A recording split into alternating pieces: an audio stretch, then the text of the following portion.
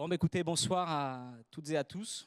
Je suis ravi de vous retrouver ce soir à l'occasion de ce Meet Magento édition 2026. Je suis Stéphane Dom des équipes commerciales Adobe Commerce France et je suis accompagné sur scène par un de nos plus récents clients qui est le groupe Lafreto Outdoor, représenté par Frédéric Morel, ici présent.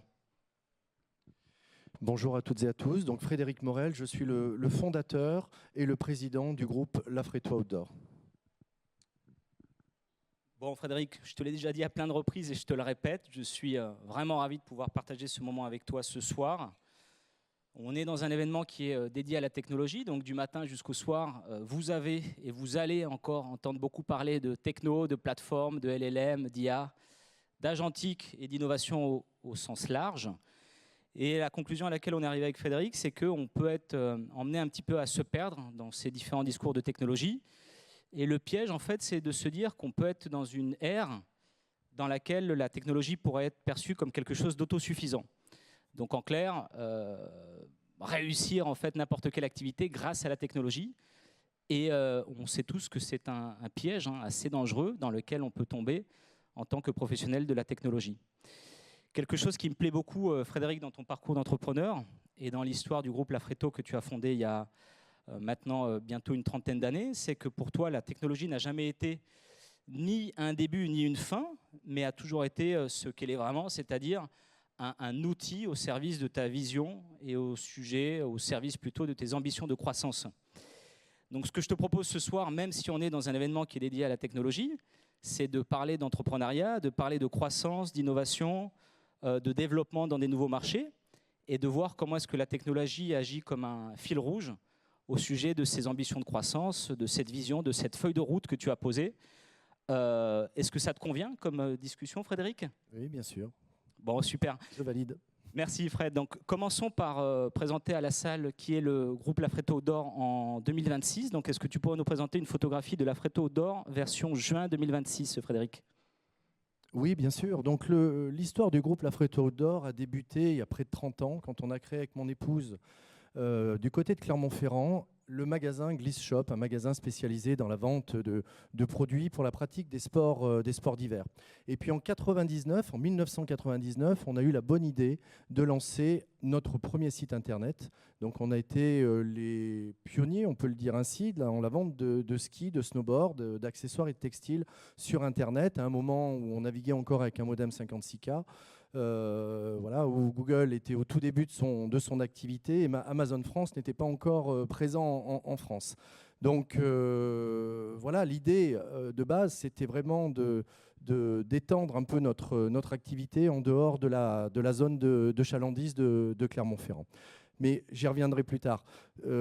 Aujourd'hui, le groupe Lafreto, c'est 3 verticales.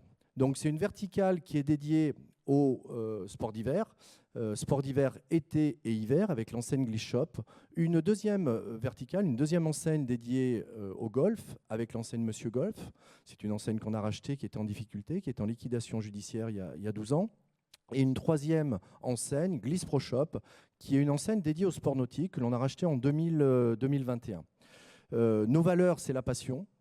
Tous les salariés sont passionnés par les sports que nous vendons, par les activités que nous proposons à nos clients. C'est l'expertise aussi, c'est ce qui nous différencie de nos concurrents. Nous sommes avant tout des experts. Un client qui fait appel à nos services, on doit l'accompagner au mieux et on doit lui proposer les produits qui correspondent à son niveau et à son activité. Et puis l'engagement, bien sûr, l'engagement à côté de nos clients, puisqu'on vient du commerce physique et il est important aussi, parce que le client est en ligne et à des centaines de kilomètres qu'il faut le traiter différemment. Donc ça a toujours été un objectif de notre part, de traiter, en tout cas, de conseiller le client de la même façon qu'il vienne en magasin ou qu'il soit sur Internet. À l'époque, en tout cas en ce moment, on se rend compte que certains sites e-commerce font tout pour cacher leur numéro de téléphone, cacher leur adresse mail. Nous, c'est plutôt le contraire. On vend des produits techniques et on fait le maximum pour rentrer en contact avec nos clients, pour les conseiller et pour les accompagner au mieux. Le groupe Lafreto, aujourd'hui, c'est 53 millions d'euros de chiffre d'affaires. Donc, clôture de notre dernier exercice comptable au 31 mars. C'est une croissance de 22% sur le dernier exercice et on a un taux de croissance moyen sur les 5 dernières années de 17%. Nous sommes pure player. puisque 92% de notre chiffre d'affaires est aujourd'hui généré en ligne. Nous avons 2 magasins à Clermont-Ferrand, un magasin Monsieur Golf et un magasin Glishop qui génèrent 8% du chiffre d'affaires. La part du CA Web à l'international est de 35% aujourd'hui. Et nous avons une saisonnalité qui est quand même très orientée sur l'hiver, puisque, vous l'avez bien compris, notre activité historique est le ski et le snowboard. Donc 70% aujourd'hui de notre activité est orientée sur le ski, enfin en tout cas est orientée sur la période hivernale, et 30% sur l'été. Mais ce qu'il faut savoir, c'est qu'il y a encore quelques années, nous étions sur un 90-10, donc nous nous améliorons. Merci pour cette fiche d'identité de Lafreto Outdoor, Frédéric. Alors, tu as dit quelque chose qui est très intéressant et sur laquelle je suis entièrement d'accord. Donc, tu disais, on a été pionnier de l'e-commerce. Ce que je te propose, c'est de faire un petit retour en arrière en 1999. Alors, 1999, ce n'est pas seulement l'année qui succédait l'année dans laquelle on a gagné la Coupe du Monde. C'est aussi l'année dans laquelle tu as décidé de faire un pari qui est particulièrement courageux et qui a porté ses fruits, si j'ai bien dire. On est sur une année dans laquelle le tableau de l'e-commerce est gris, voire noir. Hein. Tu l'as dit tout à l'heure, on utilisait encore le modem 56K. Personnellement, je n'avais pas encore Internet à la maison. Les moyens de livraison et de paiement n'étaient pas du tout ce qu'ils sont aujourd'hui. Et pourtant, alors que rien ne te prédisposait à devenir pionnier et encore moins leader de l'e-commerce, tu décides d'investir en développant et en mettant en production ton premier site e-commerce pour Glishop. Frédéric, est-ce que tu pourrais nous dire qu'est-ce qui s'est passé dans la tête de Frédéric Morel et de son épouse en 1999 pour prendre ce pari ? Oui, moi j'ai toujours été passionné par la tech. Alors je ne suis pas du tout un technicien à la base, hein. J'ai fait des études de comptabilité, mais en tout cas j'ai toujours été extrêmement curieux et c'est vrai que quelque part, je me disais c'est fantastique de pouvoir du jour au lendemain, en ouvrant un site internet, de toucher la France entière, peut-être demain l'Europe et après-demain le monde entier. C'est vrai qu'aujourd'hui ça paraît beaucoup plus simple avec le développement du e-commerce, mais à l'époque, en 99, c'était quelque chose qui faisait rêver. Donc effectivement, juillet-août 99, pendant les vacances, je travaille sur mon petit CMS que j'avais acheté à l'époque 1500 francs, puisque on était encore en francs, et je travaille sur la base de données, je crée des textes, je crée des photos, etc. Et le 1er septembre 99, je lance le site internet. Donc voilà, l'idée principale, comme je te l'ai dit, c'était vraiment d'étendre cette zone de chalandise, de toucher beaucoup plus de clients que ce que l'on pouvait toucher. Alors beaucoup de gens étaient sceptiques à l'époque aussi sur la vente de ski et de snowboard en ligne, en me disant bon, c'est quand même compliqué, c'est des paniers moyens élevés, c'est des produits techniques, les gens veulent être conseillés, ils veulent voir, etc. On a tenté et puis on s'est rendu compte assez rapidement, hein, quelques jours après avoir lancé le site, une première commande est tombée, une dame qui avait commandé un snowboard, et là je me suis dit bah, c'est possible. Et à partir de ce moment-là, eh bien, on n'a pas lâché, on est devenu e-commerçant. À partir de 2004-2005, les premières années, c'était assez poussif, de 99 jusqu'à 2003. Mais à partir du moment où la DSL s'est développée, à partir du moment où le paiement était un petit peu plus sécurisé, le business s'est vraiment développé. On est vraiment devenu e-commerçant à partir de 2004-2005. C'est le moment où on s'est vraiment organisé. On a investi dans un entrepôt et on est passé d'un job de commerçant à un job de e-commerçant. Merci Frédéric. Alors, on a parlé du passé et du présent du groupe Lafreto Outdoor. Je sais que tu travailles sur un plan Lafreto Outdoor version 2030. Est-ce que tu pourrais nous dire à quoi va ressembler Lafreto Outdoor en 2030, Frédéric ? Oui, bien sûr. Donc, on a un objectif de doubler notre chiffre d'affaires. Nous avons clôturé, comme je vous l'ai dit tout à l'heure, à 52 millions d'euros. Donc, nous avons l'objectif de doubler notre chiffre d'affaires à 100 millions d'euros au 31 mars 2030. Donc cette croissance sera drivée par notre développement à l'international avec un objectif de 50% de vente France et 50% de vente à l'international. Donc on veut vraiment accélérer à l'international. On a toutes les cartes en main pour y arriver. Désaisonnaliser notre activité, passer un 60-40, 60% hiver, 40% été. L'hiver sera toujours dominant parce que les paniers moyens sont plus importants l'hiver, parce qu'il y a le Black Friday, parce qu'il y a les opérations Noël, il y a les soldes de janvier aussi. Mais en tout cas, l'objectif, c'est d'arriver à une désaisonnalisation de 60-40. Et puis, pour effectivement atteindre cet objectif, nous allons travailler sur l'amélioration de notre logistique. Donc, on a signé un nouveau bail il y a quelques jours pour doubler notre superficie logistique et passer nos entrepôts à 11 000 m². C'est un élément qui est extrêmement important pour bien servir nos clients et augmenter la satisfaction client d'avoir une logistique extrêmement fiable et fluide. Merci Frédéric. Donc on est quand même sur une croissance que j'appellerais exponentielle, hein. On est sur un passage d'un chiffre d'affaires de 53 millions à plus de 100 millions en l'espace de même pas 4 ans. C'est plus de la croissance organique, mais c'est une sacrée marche en fait que tu ambitionnes de franchir. Qui plus est, on est sur un volume d'affaires qui est déjà critique, hein. Tu n'es plus une start-up dans laquelle il serait facile de dire je vais multiplier mon chiffre d'affaires par 2. Donc 100 millions, c'est un sacré seuil que tu t'es fixé. En introduction, on expliquait que pour toi et pour le groupe Lafreto, il n'a jamais été question de technologie pour la technologie, mais que ça a toujours été un moyen au service de tes ambitions. Au cours des 2 dernières années, tu as mené différentes consultations où tu as mis à plat les différents outils que tu as au sein du groupe Lafreto d'Or et tu les as mis en parallèle de ces ambitions de croissance. Donc la question que tu t'es posée, c'est est-ce que je suis correctement outillé, correctement équipé, hein, sur les différents blocs d'un pure player tel que le tien, principalement la logistique, mais aussi le moteur e-commerce. Et ça t'a emmené en fait à engager des discussions avec différents éditeurs, en l'occurrence Adobe, mais aussi sur le sujet de la logistique. Est-ce que tu pourrais nous expliquer pourquoi est-ce que tu as mené ces consultations alors que tu étais quand même déjà équipé en solutions de logistique et d'e-commerce qui t'avait déjà permis d'aller atteindre ce seuil critique de 53 millions et cette position de leader en France avec une activité déjà très forte en Europe? Oui, alors effectivement, on a dépassé les 50 millions d'euros, donc c'est un seuil qui est extrêmement important. Donc il faut absolument comment dirais-je, avoir les outils adaptés pour non seulement dépasser ces 50 millions d'euros, mais également pour atteindre les 100 millions d'euros demain et puis bien au-delà. Donc on a initié effectivement une première migration en 2025 avec notre WMS, qui est l'outil qui nous permet de gérer les flux logistiques, flux entrants, le stock et les flux sortants, qui est un élément extrêmement important pour un e-commerçant. Donc ce projet a été finalisé en 2025. Nous avons fait appel à l'intégrateur, à l'éditeur Hardis et son outil Reflex, qui nous a vraiment fait passer un cap extrêmement important, notamment au moment du Black Friday, où on a pu expédier à J+2, alors que les autres années, on expédiait plutôt à J+5. Et malheureusement, la promesse que l'on faisait aux consommateurs était difficilement tenable. Grâce à ce nouvel outil et aux process qui ont été mis en place, on a pu effectivement remplir nos objectifs. Donc ça, c'est le premier objectif de 2025. Et puis en 2026 et 2027, donc on a initié un replatforming e-commerce avec un objectif d'un projet mobile first, hein, parce que comme tous les e-commerçants, 75% de notre audience aujourd'hui est sur mobile. Donc il faut proposer effectivement une expérience de qualité à nos internautes, à nos clients sur mobile. Un projet web performance. Aujourd'hui, notre plateforme commence à vieillir et commence à avoir quelques soucis de performance. Et on sait que c'est important effectivement aussi bien pour le référencement que pour l'expérience utilisateur. Et puis bien sûr, l'industrialisation de sites internet à l'international, puisque pour atteindre nos objectifs de 100 millions d'euros, l'objectif effectivement est de créer de nombreux sites à l'international. Donc on a cet objectif, en tout cas. Aujourd'hui, on a 10 sites. Rapidement, on souhaite les doubler grâce à cette nouvelle plateforme e-commerce.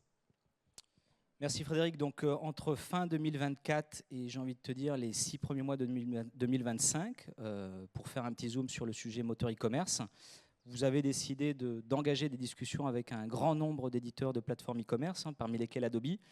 Vous avez fait le choix de mener ces audits, en fait, ces discussions en autonomie, hein. Il y a des sociétés qui décident de les confier à des agences, hein, que ce soit pour la découverte des solutions, mais aussi pour toute la phase de négociation et d'évaluation. En l'occurrence, vous avez voulu capitaliser sur la connaissance que vous aviez déjà, qui est une connaissance qui est difficilement comparable ou atteignable, hein, avec des e-commerçants qui sont moins matures, ou en tout cas beaucoup plus verts que vous. Au terme de 4-5 mois de discussion, vous avez décidé d'établir une shortlist à 2. En l'occurrence, c'était Adobe Commerce contre l'un de nos concurrents. Personnellement, cela fait une bonne dizaine d'années que je vends des solutions e-commerce et je suis de ceux qui pensent qu'il n'y a pas de bonne ou mauvaise solution e-commerce. Ce qu'il y a, c'est des solutions e-commerce qui vont répondre à des philosophies qui sont différentes. Et de mon point de vue, ce qui est important, c'est de mettre en face les capacités de ces plateformes e-commerce et ces philosophies avec ses enjeux et ses ambitions qui sont propres. Donc dans ton cas, il est évident que tu as défini cette feuille de route, 100 millions d'euros de chiffre d'affaires, désaisonnaliser, internationaliser, élargir ton offre. Est-ce que tu pourrais nous expliquer comment est-ce que tu as conduit ce benchmark final, Adobe Commerce contre ce concurrent, au vu et au regard des objectifs de croissance que tu nous as présentés tout à l'heure pour l'année 2030, Frédéric? Oui, tout à fait. Donc, effectivement, on a mené en interne pendant pratiquement une année un travail assez important de comparaison pour au final avoir une shortlist avec Adobe et Shopify. Comme tu l'as bien souligné, ce sont deux plateformes e-commerce de très très grande qualité et référentes sur le marché. À un moment, il faut faire une sélection.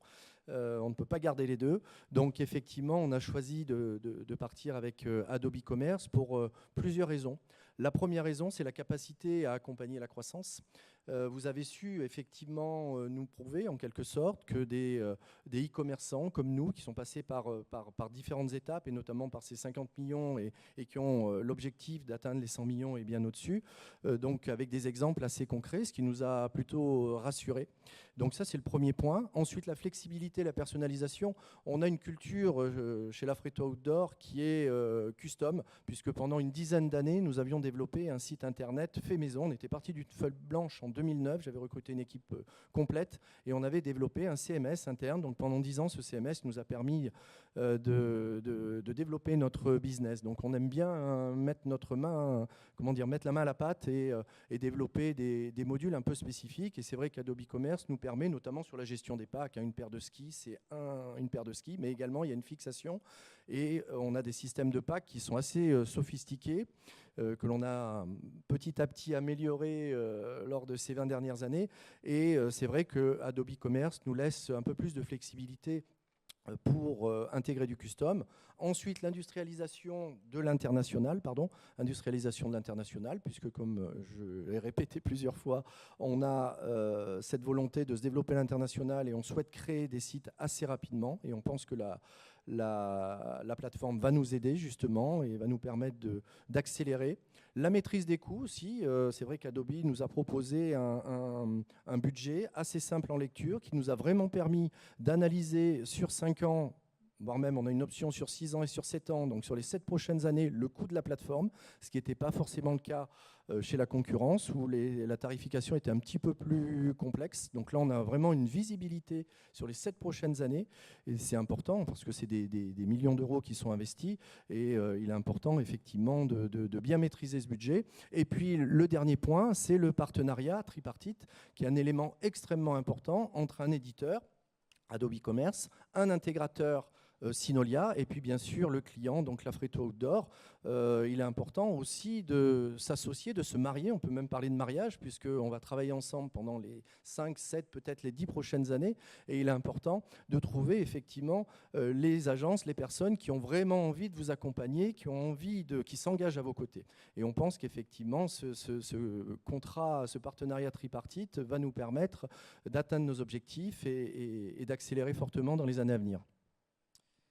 Merci beaucoup Frédéric. Donc, on l'a dit en introduction, tu es un des pionniers de l'e-commerce en France. Tu en es aujourd'hui à ton 7e replatforming. Je ne sais pas si c'est quelque chose dont on peut se vanter ou pas. En tout cas, ce qu'on se souhaite tous, c'est que l'expérience Adobe Commerce soit plus longue que celle que tu as pu connaître avec les précédents éditeurs de plateformes e-commerce. Tu as du coup une connaissance et un recul qui sont particulièrement uniques en matière de replatforming et d'e-commerce au sens large. On s'est concertés tous les deux pour pouvoir lister 3 enseignements que tu souhaiterais partager avec la salle.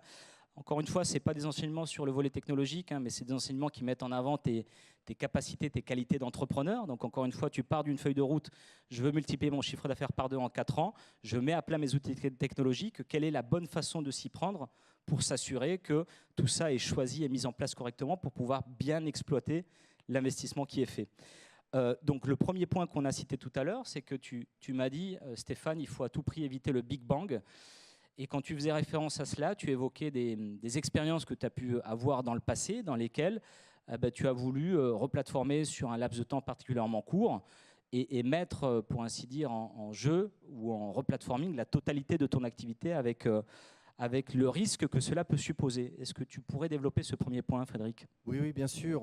Effectivement, lors de la dernière migration, c'était en 2019, nous avons basculé dans la nuit du 28 juillet 2019, je m'en souviens encore, au 29 juillet, de notre plateforme maison que l'on avait développée en interne à une plateforme Proximis, une plateforme française. Et ça s'est extrêmement mal passé. On a eu des gros problèmes de performance, on a eu des problèmes de référencement, on a perdu 40% de notre référencement. Alors après, les torts sont partagés et voilà, il y a eu des erreurs qui ont été faites. Et c'est vrai que malheureusement, une fois qu'on a fait cette migration dans un sens, il est difficile de faire machine arrière et de revenir. Donc pendant pratiquement 6 mois, il a fallu corriger tout ça et ça a eu un impact assez fort sur notre business. C'est pour cette raison, pour notre migration de notre V6 vers notre V7, cette migration va s'étaler sur une année. Nous avons migré hier sur le site, l'enseigne qui a le moins d'enjeux, c'est lunettesdesoleil.fr. C'est un petit site qu'on a au sein du groupe Lafreto qui génère à peu près 1% du chiffre d'affaires. Donc lunettesdesoleil.fr a migré hier sous Adobe Commerce.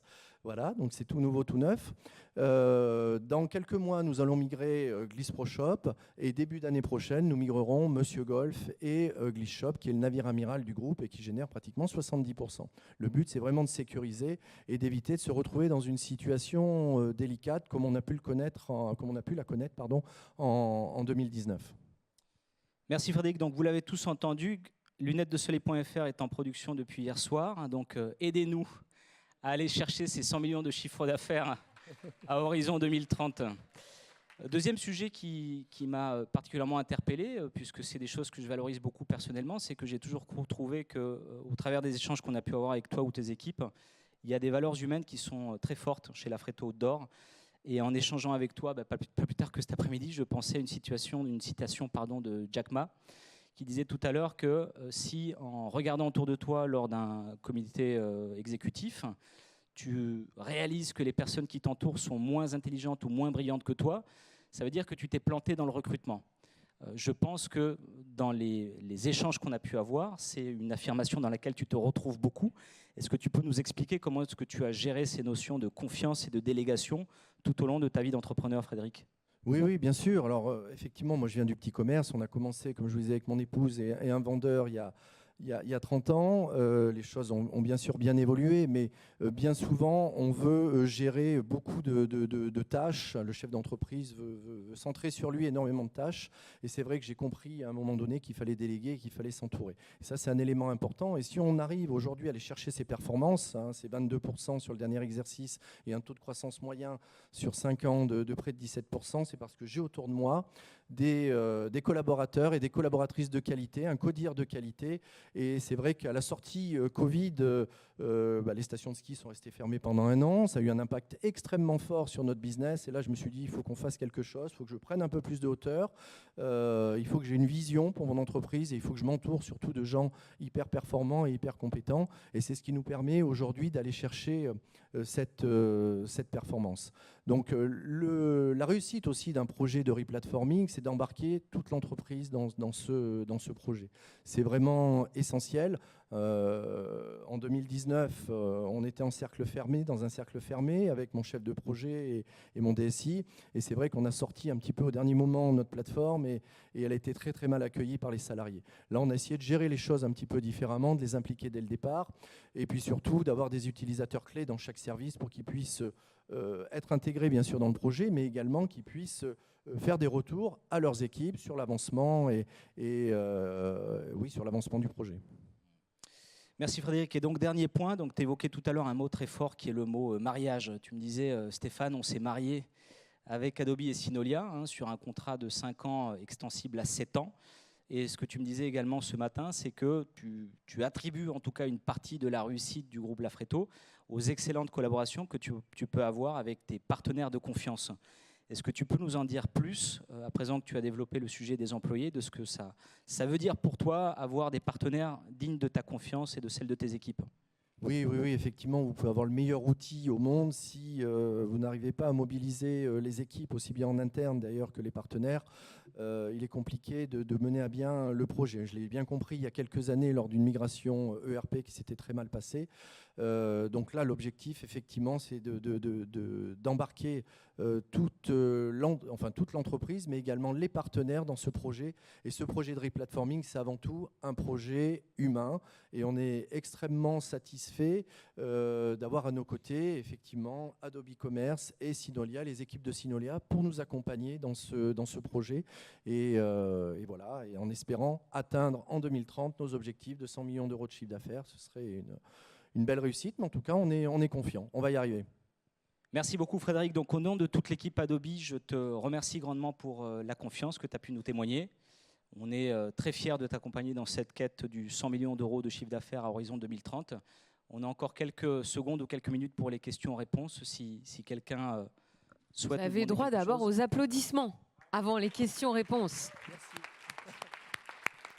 Merci à tous les deux. Effectivement, on peut prendre une ou deux questions si vous le souhaitez pour poursuivre la discussion avec nos deux intervenants, avec Frédéric, avec Stéphane.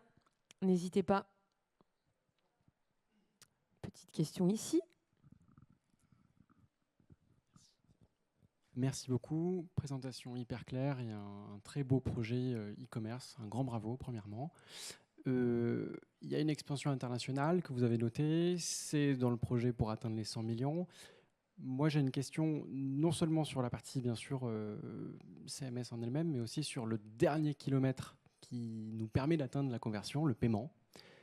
Est-ce que aujourd'hui, ce projet international va changer les choses à ce niveau-là? Comment vous le gérez aujourd'hui? Est-ce que vous voyez des changements au sein de votre groupe avec les parcours consommateurs que vous voyez aujourd'hui? Est-ce qu'il y a des nouvelles attentes de la part de vos clients? Comment vous gérez ce point-là? Oui. Alors, notre développement international, aujourd'hui, la stratégie est assez basique. C'est-à-dire que nous générons 35% de notre chiffre d'affaires à l'international en dupliquant la stratégie française à l'international. Là, nous souhaitons justement, pour atteindre les 50% dans quelques années, améliorer notre connaissance. C'est-à-dire qu'on connaît, il faut bien l'avouer, on connaît peu les habitudes de consommation en Allemagne. Par exemple, on a un gros marché en Allemagne. C'est la qualité de notre service client, c'est l'offre que nous proposons qui est une des plus importantes en Europe et les prix, bien sûr, puisque le pricing, il ne faut pas se cacher, est un élément important. Donc, dans quelques jours, on a un responsable international qui va intégrer l'équipe et qui va travailler justement sur tous ces sujets de transport qui sont essentiels, de paiement également, de paiement domestique. Mais jusqu'à maintenant, alors oui, effectivement, on a activé des paiements dédiés à certains pays, mais la stratégie reste assez simple et l'idée, c'est vraiment de créer des BU à l'international pour pouvoir accélérer et atteindre ces objectifs. Donc d'ailleurs, j'ai profité de la journée pour échanger avec des PSP et avoir un petit peu leur retour sur le sujet. C'était vraiment très intéressant et on a prévu de continuer ces échanges dans les semaines à venir. Merci beaucoup. Merci beaucoup pour cette question et pour la réponse. Une autre question ? Personne ? Eh bien, merci beaucoup. Merci d'avoir été avec nous cet après-midi.